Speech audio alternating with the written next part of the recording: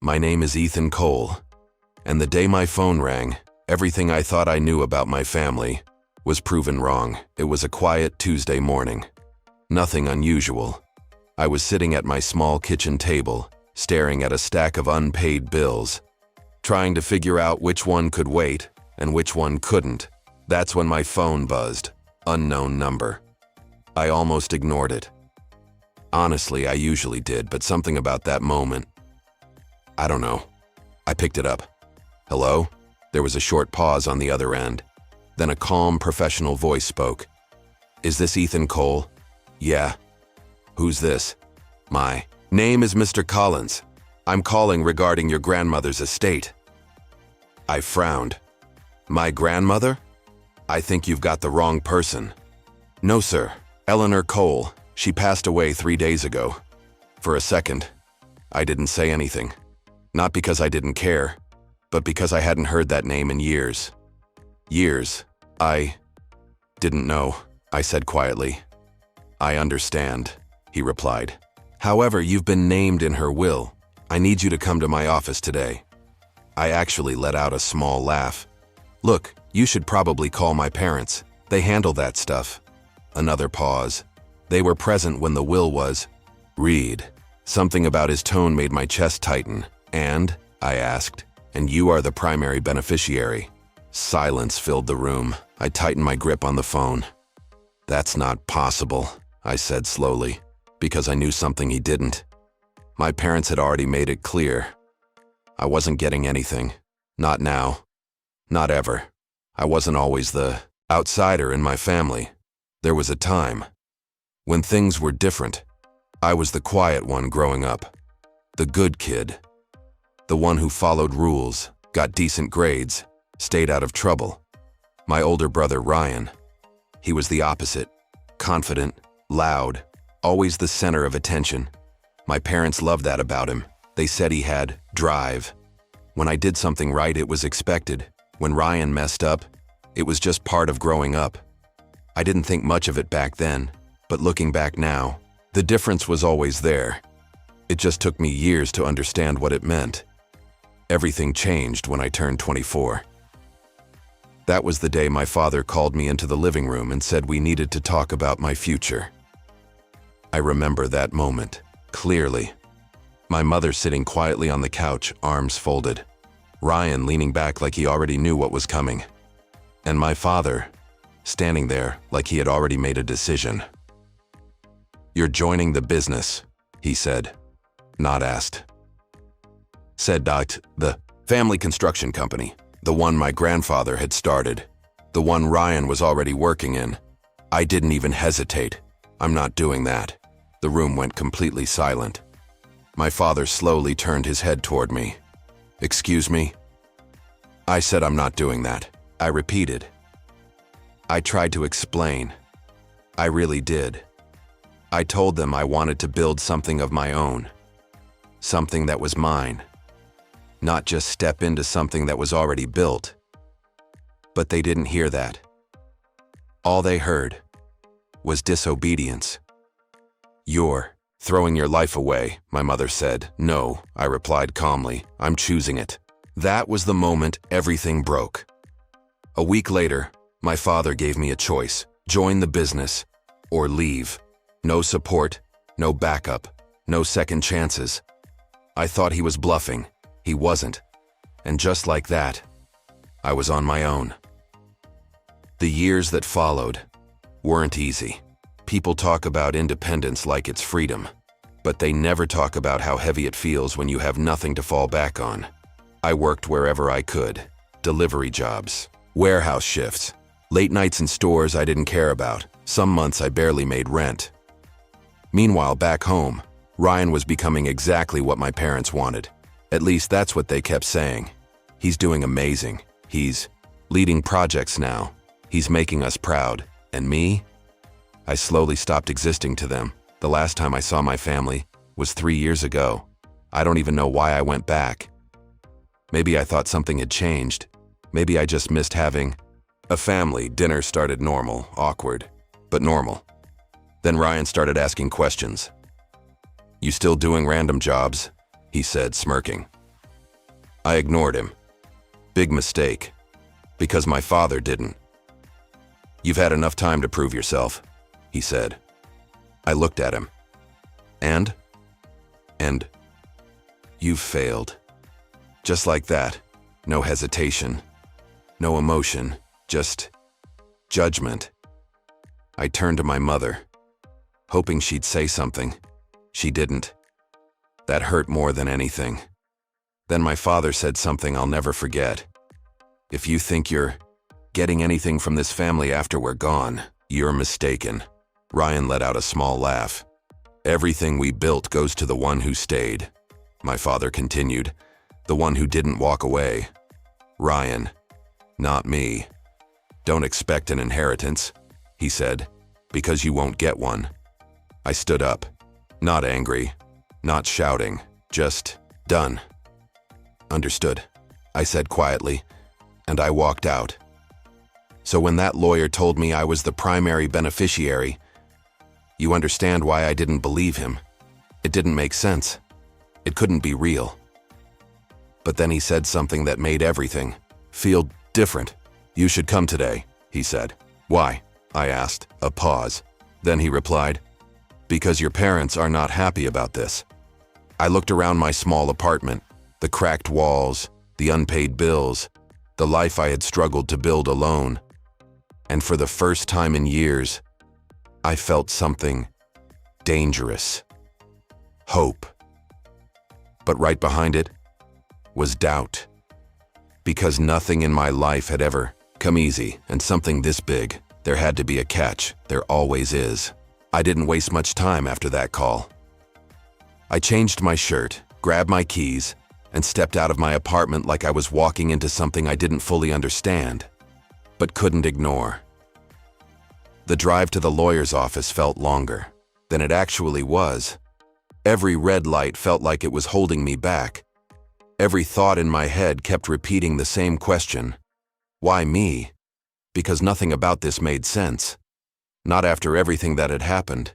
Not after everything my parents had said.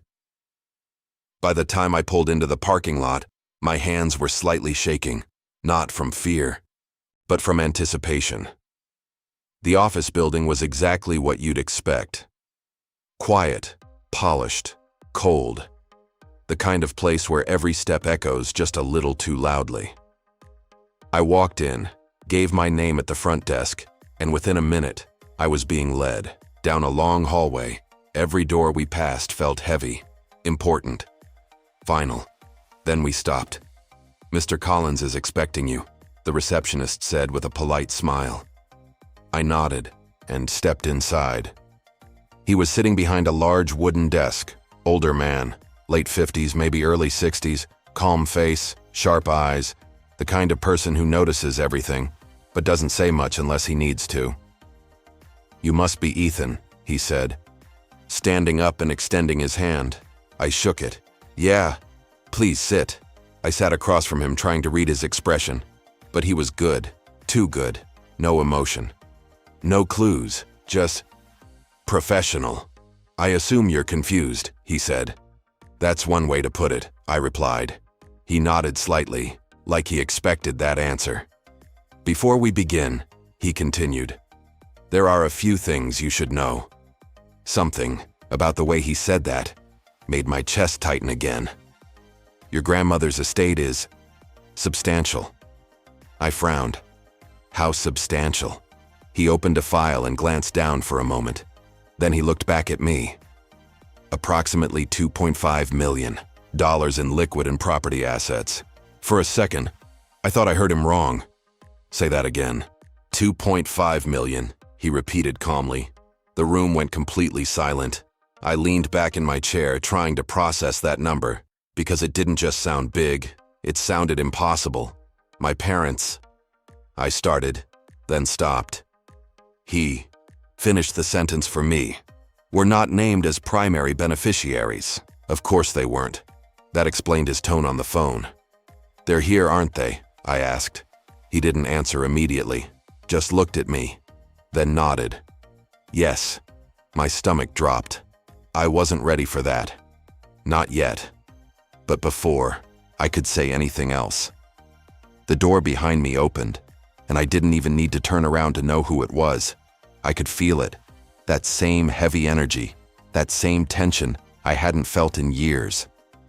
Until that moment, Ethan, my father's voice, cold, controlled, exactly the same. I slowly turned around. There they were, my father, my mother, and Ryan. All sitting there like this was just another business meeting, like I was just another problem to solve. Ryan was the first to speak. "Well, look who showed up," he said with a smirk. I didn't respond. I just turned back to Mr. Collins. "Can we just get this over with?" I said.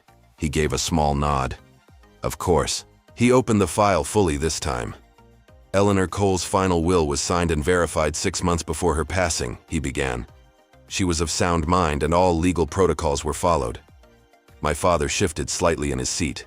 Clearly annoyed, Mr. Collins continued. "In this document, she has named her grandson, Ethan Cole, as the sole primary beneficiary of her estate." The silence that followed was loud, heavy, almost suffocating. Then, "This is ridiculous," my father said sharply. "There has to be a mistake." "There is no mistake," Mr. Collins replied calmly. She knew exactly what she was doing. Ryan leaned forward. "Yeah? Then why him?" he said, pointing at me. "He hasn't been part of this family in years." That hit. But I didn't react. Not this time. Mr. Collins looked at him briefly, then back at the file. "Your grandmother left a letter," he said. "That got everyone's attention, specifically addressed to Ethan." My heart skipped a beat. "A letter?" I asked. He nodded. "And it will explain everything." He reached into the folder and pulled out an envelope. Old, slightly worn, my name written across it, in handwriting I barely remembered. But instantly recognized my grandmother's. I hadn't seen it in years, but somehow I knew. "Before you read it," Mr. Collins said, "there is one important condition tied to the inheritance." Of course there was. There's always a catch. "What kind of condition?" I asked. He placed the letter on the table, but didn't slide it toward me yet. "You will receive the full inheritance," he said slowly, "only if you meet the requirements stated in that letter." Ryan scoffed. "Let me guess. Something emotional and dramatic." My father didn't laugh. He was watching me, carefully, like he was trying to figure out if I was about to ruin his plans. "What happens if I don't?" I asked. Mr. Collins didn't hesitate. "Then the entire estate is redistributed to the secondary beneficiaries." I didn't need him to say it. We all knew who that meant. My father, Ryan. The room felt heavier than before, because now it wasn't just about money. It was about something else. Something my grandmother had planned. Something she had left. Just for me. "Go ahead," Mr. Collins said, finally sliding the letter toward me. My hands hesitated for just a second before I picked it up. It felt strange, like holding a piece of the past, a part of someone I had lost, without even realizing it. I slowly opened the envelope, unfolded the paper inside, and began to read. As my eyes moved across the first line, my breathing changed, because the very first sentence said, "Ethan, if you are reading this, it means I was right about them." I froze, slowly looked up. My father was staring at me, Ryan too. But this time, they didn't look confident. They looked uneasy. I looked back down at the letter and continued reading, not knowing that what was written on that page was about to destroy everything they had planned. My hands tightened slightly as I held the letter. I didn't know what I was about to read, but something in that first line had already shifted the room. "Ethan, if you are reading this, it means I was right about them." I swallowed slowly and kept going. "I know you think I forgot about you. I know you believe you were pushed out of this family and left behind. But the truth is, I was watching everything. My chest tightened. Watching? I saw the way they treated you. I saw the pressure, the control, the silence when you needed support. And I saw the day you walked away. Not because you failed, but because you refused to become someone you are not. For a second, I couldn't breathe properly. Because no one had ever said that before. Not like that. Not out loud. I kept reading. You were never the disappointment, Ethan. You were the only one with the courage to stand on your own. I didn't realize my grip had tightened until the paper slightly crumpled in my hand. Across the room, I could feel my father watching me, waiting, trying to read my reaction. But this wasn't for him. This was for me. Now listen carefully. The letter continued.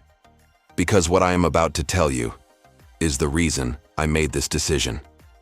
My eyes moved faster now. My heart beat louder. Your father and your brother came to see me 8 months ago. I stopped. Slowly looked up. My father's jaw tightened. Ryan shifted slightly in his seat. They knew. They knew exactly what was coming. I looked back down. They told me you were irresponsible. That you had failed in life. That you had cut yourself off from the family and could not be trusted with anything of value. I let out a quiet breath. Of course they did. But that was not why they came. A pause. Even in the letter, I could feel it. Something heavy was about to land. They came because they wanted control of everything. Before I was gone, the room felt colder. They asked me to change my will. Ryan immediately leaned forward. That's not... Sit, my father said sharply under his breath. I didn't look at them. I kept reading. They brought papers with them. Prepared, organized, ready for me to sign. My grip tightened again. They thought I would not notice the pressure, the manipulation, the way they tried to rush me. My grandmother's words felt calm, but firm. But I have lived long enough to recognize greed when I see it. Silence. Complete silence. So I made a decision that day. The letter continued. I smiled. I nodded. And I told them I would think about it. A small pause. And then I called my lawyer. I slowly looked up at Mr. Collins. He gave a small, almost invisible nod, like he had been there for that moment. I rewrote everything, the letter said. Not out of anger, but out of clarity. My throat felt tight now, because I needed to protect what matters from those who only see its value in numbers. Across the room, Ryan shifted again. This time, no smirk, no confidence, just tension. But I did not stop there. The letter continued, and something about that line made my chest tighten even more. I knew they would not accept this quietly. My eyes moved slower now, careful, focused. So I prepared for what they might try next. The air in the room changed. Even Mr. Collins leaned back slightly, like he knew exactly where this was going. Ethan, the letter said, if they are sitting in that room with you right now, then you need to understand something very clearly. I could feel my father staring at me, waiting, almost nervous. They have already taken steps to make sure you lose everything. That line hit hard. I looked up immediately. What does that mean? I said out loud. Mr. Collins didn't answer. Keep reading, he said calmly. I looked back down, my heartbeat now louder than ever. Check the documents they filed in the past 6 months, the letter said. Check the signatures. Check the transfers. Check everything. A cold feeling ran through me, because I already knew. This wasn't just a warning, this was evidence. They believe they have secured control already, the letter continued. They believe you will not fight back, that you will not even know where to look. I slowly raised my head again. This time, I looked directly at my father, for the first time since I walked into that room, and something I had never seen before. Was there, not anger, not control, but uncertainty. I looked back at the letter, one final paragraph. So here is my condition. she wrote. You will only receive everything if you choose to stand your ground. I swallowed. Do not walk away. This time, my chest tightened again. Do not stay silent. My fingers curled slightly, and most importantly, I paused, just for a second, before reading the final line. Expose the truth. The room went completely still. No one spoke. No one moved. Because now, everything had changed. I slowly folded the letter in my hands, placed it back on the table, and leaned back in my chair. For the first time in years, I didn't feel small. I didn't feel unsure. I didn't feel like the outsider. I looked at my father, then at Ryan, and I spoke calmly. So, what exactly did you two do? Ryan laughed nervously. I don't know what kind of story that is. But enough! My father cut in sharply. Then he looked at me, cold again, controlled again. Whatever she wrote in that letter, it doesn't change anything. I tilted my head slightly. Doesn't it? Mr. Collins finally spoke. It actually changes everything. All eyes turned to him. He calmly opened another file. Because, he continued, we've already started reviewing the documents your grandmother referenced. My father's expression shifted slightly. Just for a second. But I saw it. And what we've found so far, Mr. Collins said, is concerning. Ryan sat up straight. What does that mean? Mr. Collins looked directly at them. It means there are irregularities. Silence. It means signatures that don't match. My father didn't move. It means transactions that raise serious legal questions. Ryan's confidence was gone now, completely. And if those findings are confirmed, Mr. Collins continued calmly, this will no longer be a family matter. He paused, then finished. It will become a legal one. I sat there, quietly, watching everything unfold. Because for the first time, I wasn't the one being judged. I wasn't the one being questioned. They were. And something inside me shifted. Something I hadn't felt in a long time. Not anger, not pain, but something colder, something sharper. Clarity. Because now I understood exactly what my grandmother meant. This wasn't just about inheritance. This wasn't just about money. This was about truth. And for the first time, I wasn't going to walk away from it. No one spoke for a few seconds after that. The kind of silence that feels heavy, like something is about to break. My father was the first to move. He leaned back in his chair, slow and controlled, like he was trying to regain ground he had just lost. You're making assumptions, he said, his voice calm but tight. There's no proof of anything. Mr. Collins didn't react. There will be, he replied simply. That was the moment I saw it clearly. For the first time in my life, my father didn't have control of the situation. Ryan tried to laugh it off. This is insane, he said. You're really going to believe a letter over actual facts? I looked at him. No, I said quietly. I'm going to look at the facts. That shut him up. Mr. Collins turned a page in the file. We've already requested full access to all recent financial activity tied to your grandmother's estate, he said.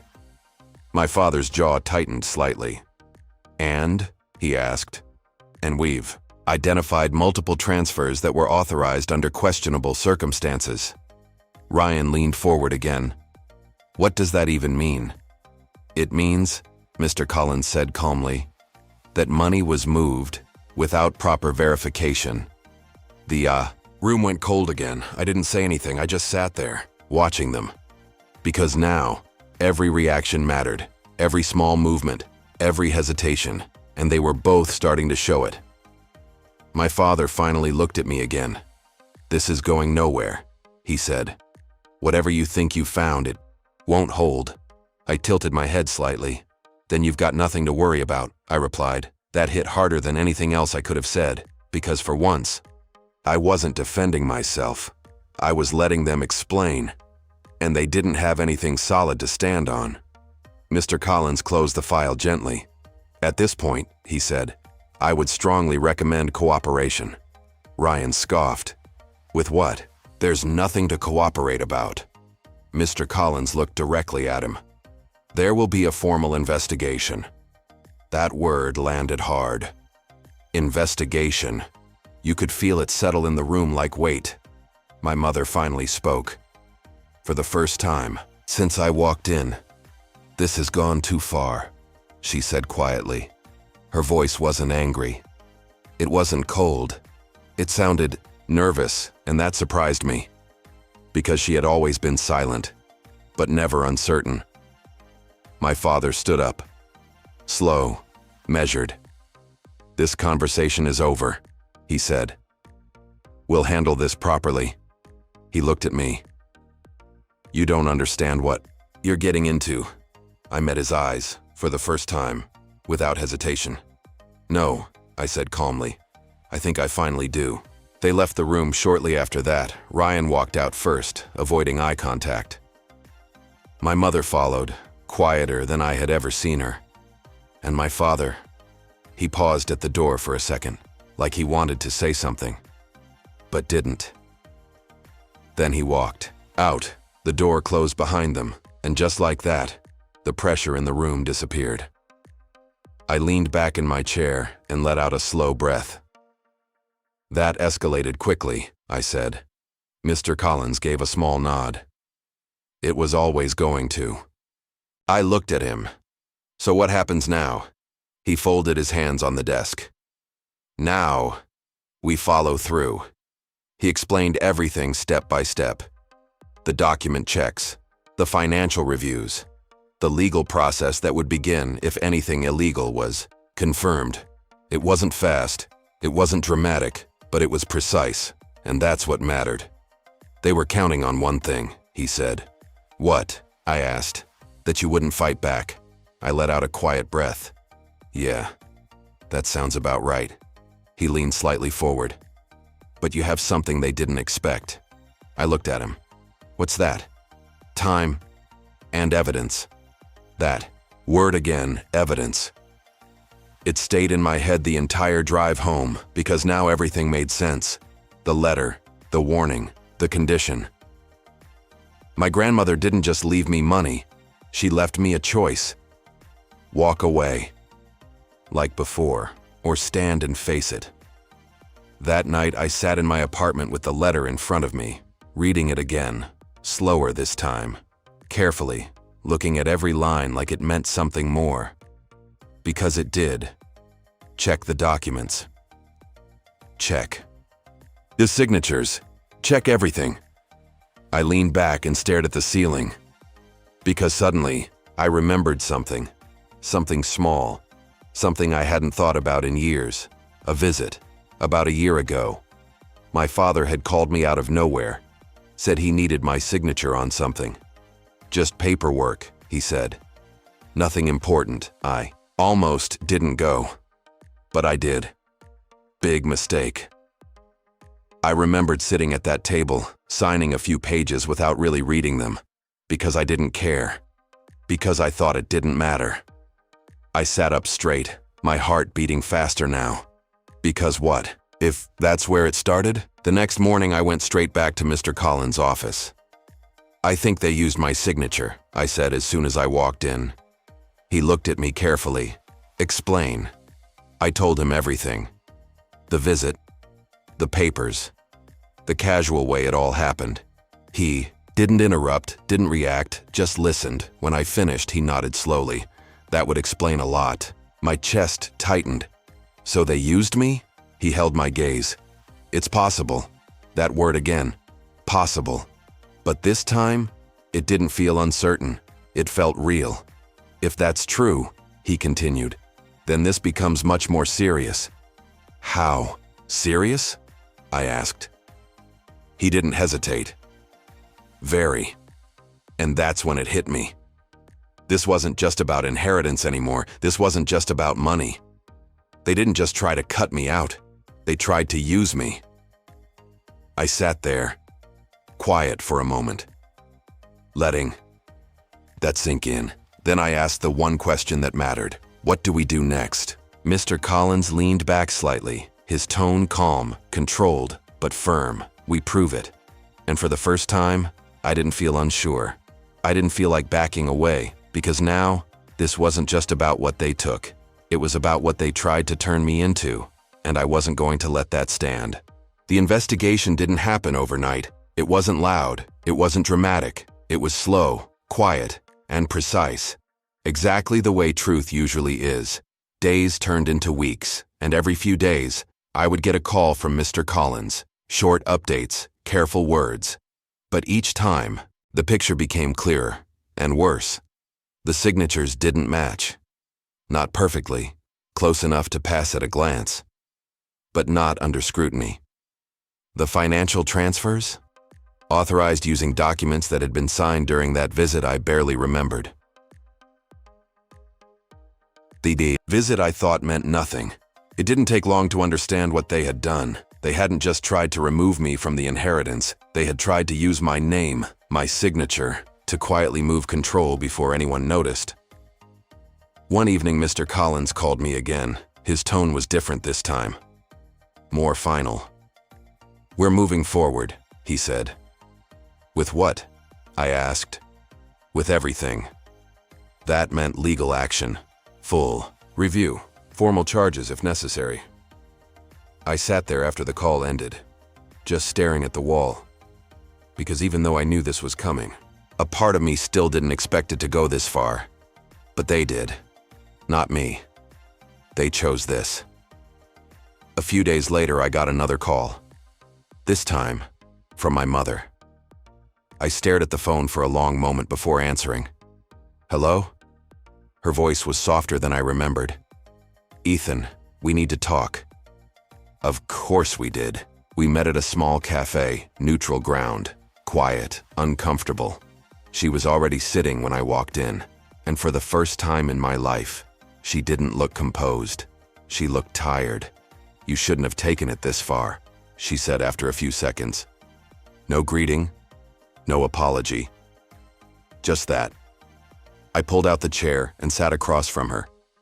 "I didn't take it anywhere," I replied calmly. She looked down at her hands. "You don't understand how complicated this is." I let out a quiet breath. "No. I think I finally do." She looked up at me. There was something in her eyes I hadn't seen before. Not control, not certainty. Something closer to regret. "Your father was just trying to protect the family," she said.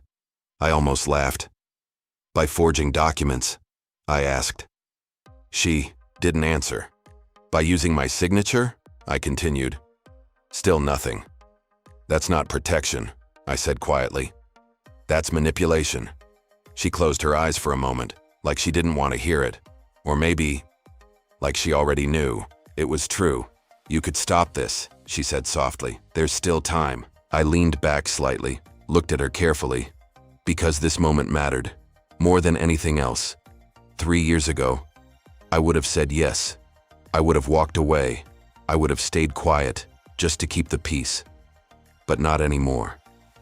"No," I said. Simple. Calm. Final.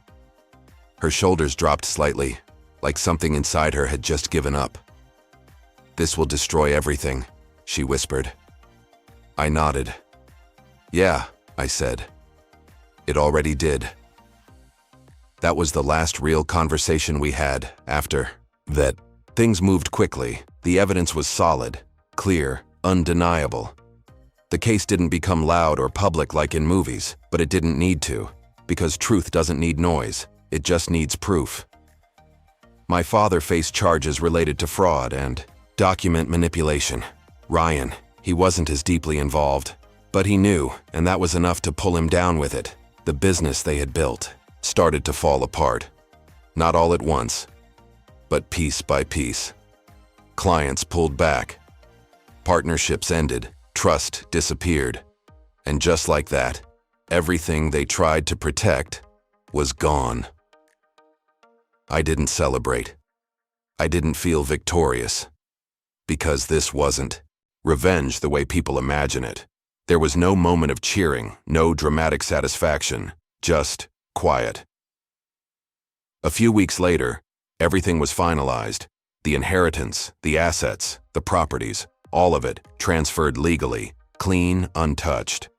$1 million, a number that once felt impossible, was now real. But strangely, it wasn't the part that mattered most anymore. The letter was.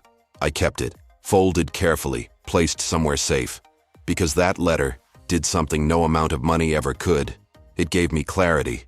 It showed me that I wasn't wrong for walking away, that I wasn't weak for choosing my own path, that I wasn't the failure they made me believe I was. Months passed. Life settled. Slowly, I moved into a better place. Nothing flashy, just peaceful. For the first time in years, I wasn't struggling to survive. But more importantly, I wasn't carrying that weight anymore. One afternoon, I found myself sitting by the window, reading that letter again, and I realized something. My grandmother didn't just leave me an inheritance, she gave me something far more valuable, a second chance to stand my ground. And this time, I didn't walk away. If there's one thing I've learned through all of this, it's this. Sometimes the people closest to you don't want to see you grow. Sometimes they only value you when you follow their rules, and sometimes the only way to protect yourself is to walk away. But if life ever gives you a moment, a real chance to stand up for yourself, don't stay silent, because silence is exactly what people like that count on. And the moment you finally speak, the moment you finally stand, everything changes. That call, the one I almost ignored, it didn't just change my life, it revealed the truth. And sometimes, that's worth more than anything you could ever inherit. If you're listening to this, and you've ever been made to feel like you don't belong, like you're the problem, like you're not enough, you're not alone, and you're not wrong for choosing your own path. Because in the end, the truth always finds its way out, and when it does, it doesn't whisper. It stands, just like you should.